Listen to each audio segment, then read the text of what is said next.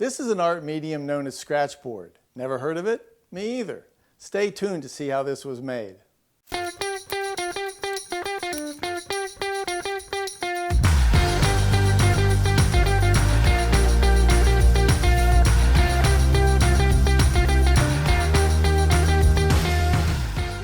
Welcome to Handmade, a series about artisans and craftsmen who use their creativity and skills to make unique works of art. In our modern world, it seems like everything is mass-produced, pre-packaged, and available on Amazon. So it's easy to forget that some things are still made by hand. So come on, let's go visit the studio of today's featured artisan. Judy Lavoy has a Bachelor of Arts degree and taught high school art for many years.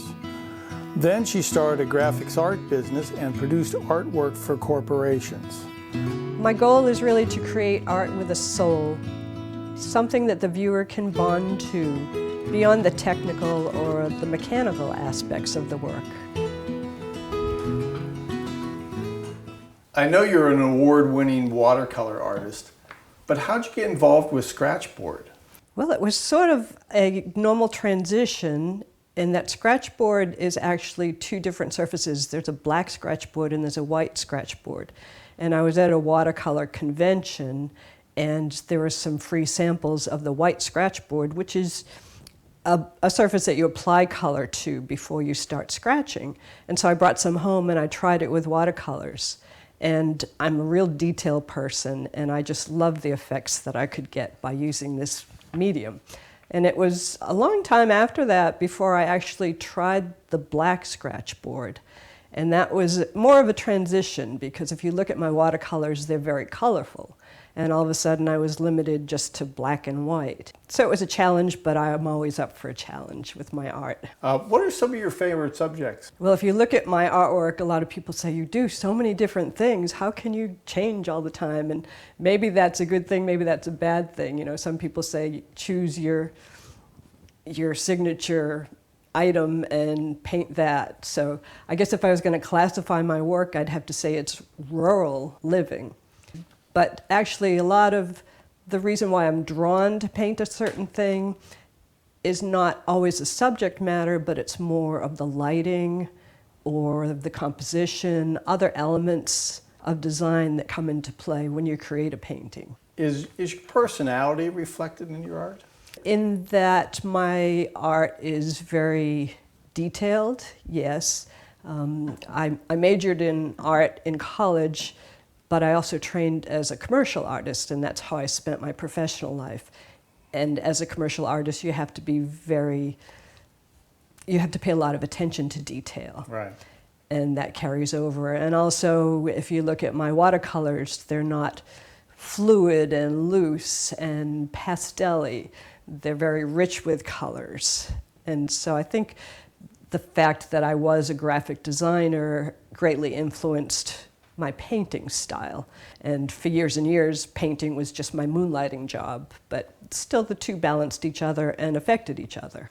When you're working on a piece, do you see the finished result, or is it something that just sort of evolves as you're working on it?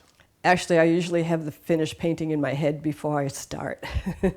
I work from my own photographs, okay. And so that's a part of it. And as a graphic designer, I worked in Photoshop for years and years, from version 1.0. So lots of times, if I take a good photograph and I compose it well, I can work from that one photo, but sometimes I take many photos and I combine them. I'm anxious to show you some samples of what I've done because I think that they illustrate the process the best. Great, so let's go in your studio and have a look. So this is where the magic happens. This is my work area, Greg, and I want to show you a few things to help you understand Scratchboard a little bit better. It's really a basic, simple process. Back when I was in elementary school, I remember the art teacher having us rub different colors of crayon and then put black crayon over it and use like a wooden skewer and scratch through it. And that basically is what techniques I use doing my Scratchboards these days. That's just a real primitive form.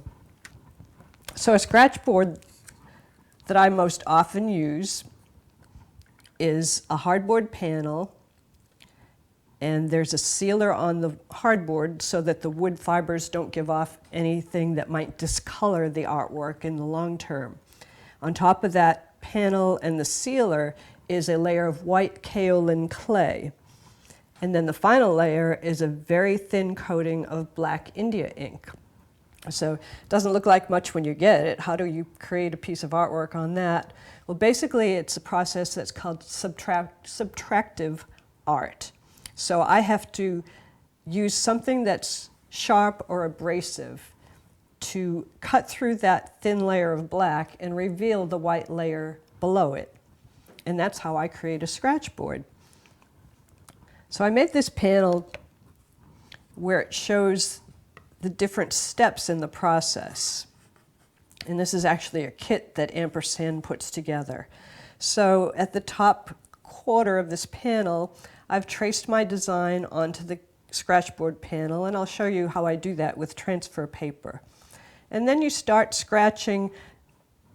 You can be as basic as an X-Acto type of knife in doing the scratches, and with this kit, Ampersand actually includes this scratch knife, which has a fine point. Yes, and this is a sort of like a speedball nib, and it pulls out of the handle, and there's other shapes that you can put in there. But I'll show you. It just takes a very light touch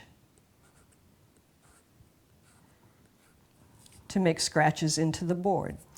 And if you run your finger over that, you really don't feel that I've gone any depth. No, you can't feel anything at all. That black layer is so thin that it doesn't take much effort to do it. Now, watching me do scratchboarding is one of the most boring things that I could invite anyone to do. Now, there's a lot of tools that you can use for scratchboards. As I said, a lot of artists just depend on a number 10 blade and an X-Acto knife.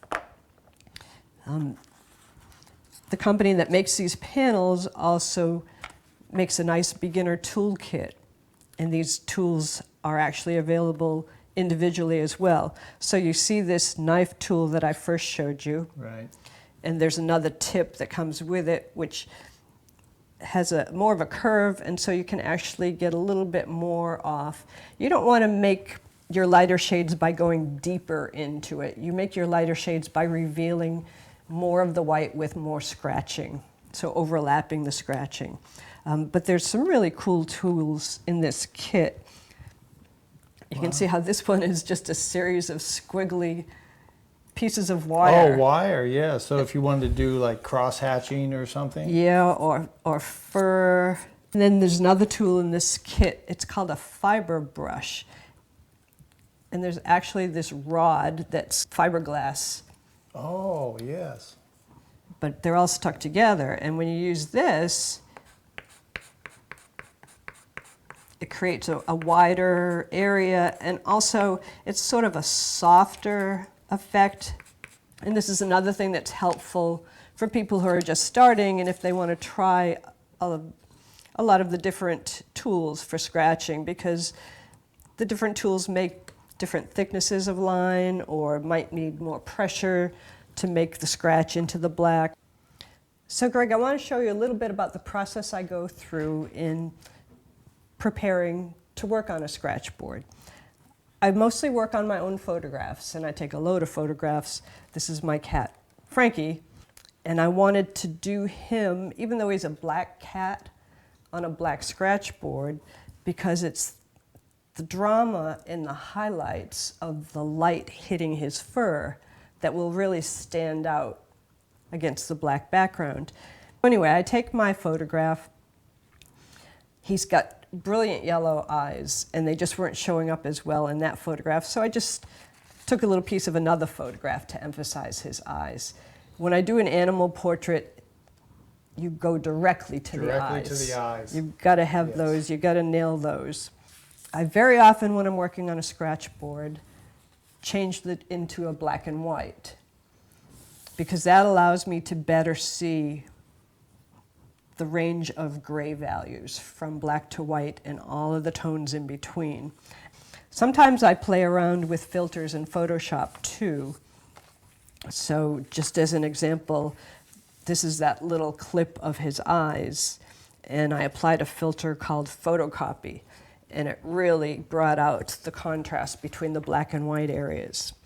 So then my next process is to print it out the size of the board I'm going to work on, and in this case it's a little 6" by 6" board, and to transfer the artwork, my sketch, my photograph, to the Scratchboard, I use a transfer paper, and it's like old-fashioned carbon paper, except that it's not an ink that's being transferred. On this one, this is a white transfer paper, and it's like a fine white chalk. My drawing through the white transfer onto the black board.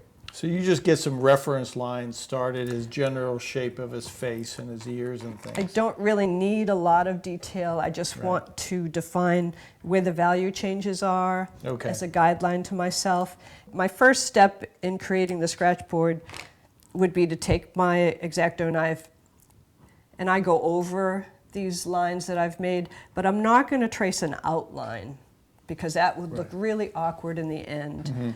I'm going to make little marks that go in the direction that the fur grows. Oh, I see, like you did right there. Yeah, Okay. and so that way, eventually, it's all going to blend in, and it's going to look much more natural when the artwork is finished. So these are a couple of examples of works in progress. So here's a tiny little Scratchboard, and here's my reference photo. Not a photo I took myself, by the way. So you can see my guidelines. Okay, that's the transfer, and here you've actually started working on it. Yep, and you're close enough to see the tiny, tiny little marks that I've made. Tiny, jeez. Wow, it's So amazing. that's why you can get so very detailed. And here's another, just a simple ball of twine, and I just hung it on an old rustic cupboard that we have in bright light, so I got the drama of having the shadow behind it. And in this one, for the background of the wood, you can see that I've made my marks go in the direction of the wood grain. I used some of those tattoo needles so that I could get a lot of little lines. And then when I worked on the twine itself, I worked mostly where the twine was in a compact ball first, and got those textures, and I got the twisting look of the fibers. And then as the very final step, I took one of my knives that made a slightly thicker line, and I just in a single stroke, fibers, single stroke scratched those fibers, which gives it so much character. When you're working on this as a beginner, what do you do if you make a mistake? Ampersand that makes the Scratchboards themselves makes this little bottle of magic. This is called Black Repair. It's like white out on the old typewriter? Exactly. More commonly, the word Scratchboard defines the black. The black, okay. Yeah. But the process is the same. This is called a clay board, also made by Ampersand. And the way you use this is you think of it like it's a piece of white watercolor paper. Okay. So you're adding color, but then you go back in with the same scratching tools and you remove the color and you get back down to the white. So it is a scratchboarding process, and I'll show you some examples of artwork that I've done. This is just a little tiny landscape done with watercolor on the clay board, and I actually started sort of like this, where I randomly applied color and I let it mix, and then I decided, well, that kind of looks like a blue sky at the top and some kind of ground at the bottom. As I showed you, you can leave the Scratchboard as a black and white, but it's nice also to add color, as I did with the pansies that I showed you a while back. So this is a black Scratchboard. I used a lot of different techniques to reveal the white below. When you're creating fur, you can do your scratches, and then you can add color where you've scratched, and then you can scratch those areas again too. So you're layering, and that's what makes it more three-dimensional. The color is not opaque, because if I start painting with an opaque tube of acrylic paints, I'm going to cover up all this scratching, all this detail that I've worked so hard to create. The colors that I really favor are these Scratchboard clayboard inks, also made by Ampersand, and they've made them so that they work beautifully on their Scratchboards. With their base product, right? And part of that is that they're very, very transparent. But another part of it is if I were going to take this finished board and I wanted to add some color to the fur, well, when I paint this fur with a golden yellow color, probably some of that ink is going to get on the black background. Right.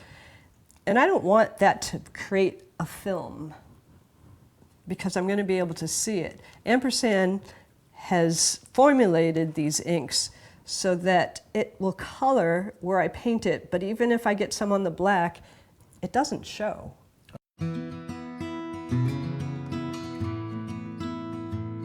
I never run out of ideas. In fact, the subjects seem to come to me more than I have to go looking for things. I have more paintings in my brain than there are hours in my life, I think, because there's just so many things that inspire me, and it's my passion.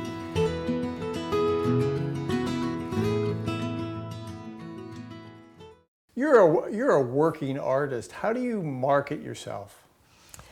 It takes a lot of time and effort to market yourself. I mean, you can be the best artist in the world, and if you don't get your work out in front of someone, nobody's really going to know it. Or you can be a terrible artist and a wonderful marketer, and successful, yeah, financially successful that way. But I enjoy competition.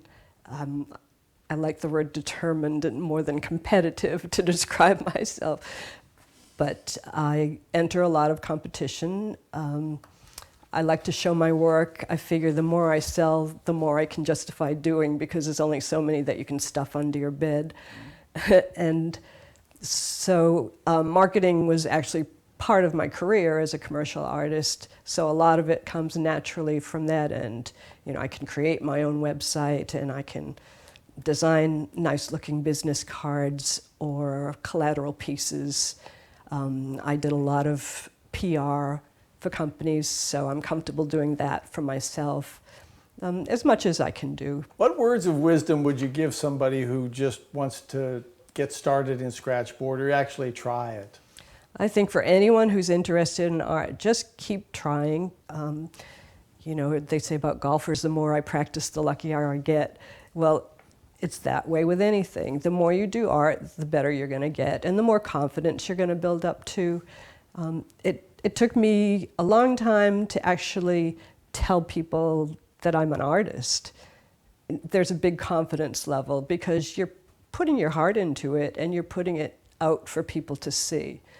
And so it does take a lot of practice and time. One of the things that I do with my art is I like to share what I've learned. I do a lot of that through workshops. I've made videos. I do a blog. I'm very active blogging about my art, and I show my processes, and I show my mistakes, and I show my successes. I show what I've learned. Wow. And I just want to help other people. Now that you've seen a Scratchboard artist at work, I hope you have a greater appreciation of the time and talent that it takes to make something by hand. It takes passion, practice, and time. Thanks for watching, and I'll see you next time on Handmade.